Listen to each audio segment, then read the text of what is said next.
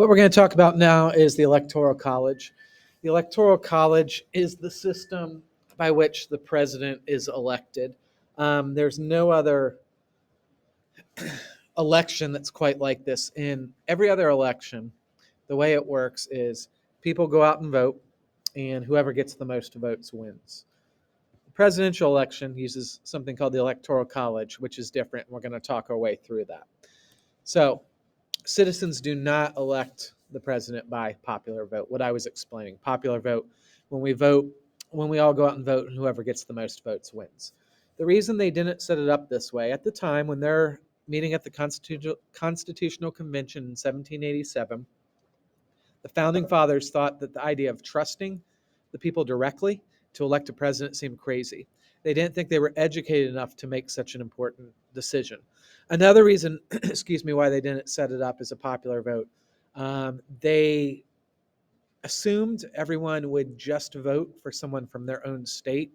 So therefore, it would give larger states an advantage. They have a better chance of getting a person from their state elected president.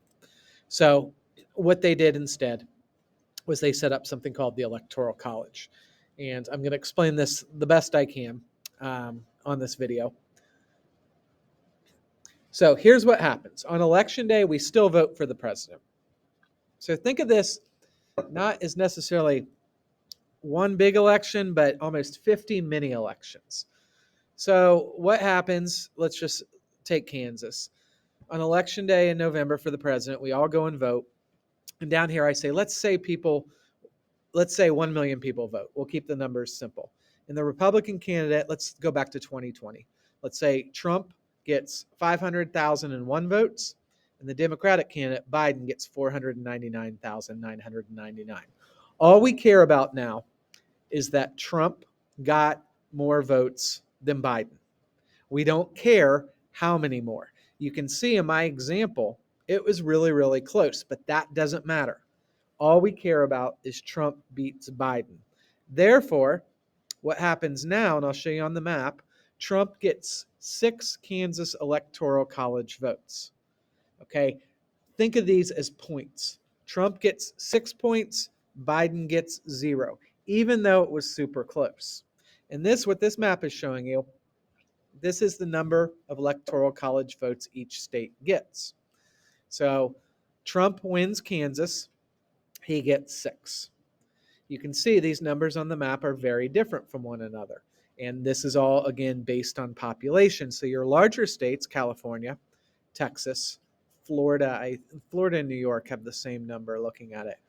They are worth significantly more than Kansas because they have way more people. So the same thing. Let's go to California. In California, they go and vote in 2020. Biden wins. Does not matter how many votes he won by. He wins, he gets 55. So what happens at the end of the night, they take all these points, they add them up. And right here where I'm putting my cursor, when you get 270 votes, you become the president of the United States. That is how the Electoral College works. So what this means, in theory, one person could get more votes overall and still not become president because all we care about are these numbers, winning the individual states.